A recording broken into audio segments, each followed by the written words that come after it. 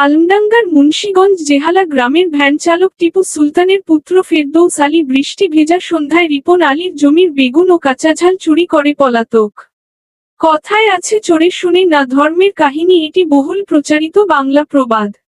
অর্থ হলো অসৎ বা খারাপ মানুষকে ভালো উপদেশ দিলে তা কখনোই কাজে আসে না। যার উপদেশ শোনার বা গ্রহণ করার যোগ্যতা নেই, তাকে শত ভালো কথা বললেও সে তা মানে না।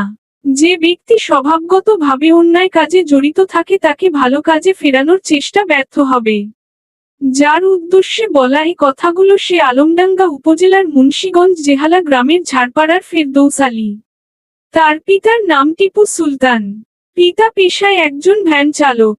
তার মাতার নাম রাবেয়া খাতুন। সে এতদিন মা রাবেয়া খাতুনের প্রত্যক্ষ সহযোগিতায় ছোট ভাই রিয়াজকে সঙ্গী করে নিজ এলাকায় ত্রাসের রাজত্ব করেছিল।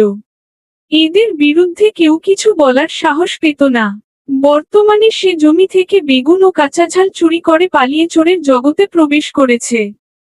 ঘটনাটি ঘটে গত 24শে জুলাই মাগরিবের পর বৃষ্টি ভেজা সন্ধ্যায় রিপন আলীর বেগুন ও কাঁচাঝালের জমিতে।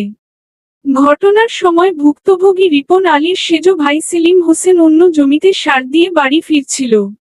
পথমধ্য সেলিম হোসেন জমির নিকটবর্তী হলে মোবাইলে কথাবার্তা শুনতে পায়।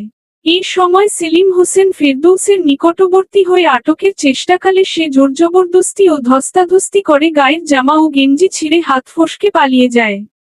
এতে ওই ক্ষেতের কিছু অংশ ক্ষতি সাধিত হয়।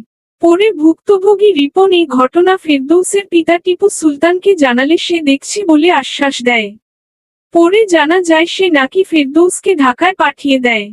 এদিকে বিগত 25শে জুলাই ও 28শে জুলাই পরপর দুই গ্রাম্য সালিসিতে উপস্থিত না থেকে ঢাকায় পালিয়েছে বলে পিতা টিপু সুলতান ও মাতা রাবেয়া খাতুন জানিয়েছে। অথচ এই গ্রাম্য সালিসিতে উপস্থিত ছিল জেহালা ইউপি সদস্য আনারুল ইসলাম, এছাড়াও সমাজসেবক আনসার আলী, দেলোয়ার হোসেন, মোস্তাক আহমেদ নুসু, রতন আলী, নবিউল ইসলাম, জাহাঙ্গীর হোসেন, মিনারুল ইসলাম, ভুক্তভোগী রিপন আলী ও সেলিম আলী সহ উৎসাহী জনতা। এই সময় উৎসাহী জনতা ফেরদৌস আলীকে নেশাখোর ও মাদকাসক্ত বলে আখ্যায়িত করে। আজ এই পর্যন্তই। সকলকে ধন্যবাদ।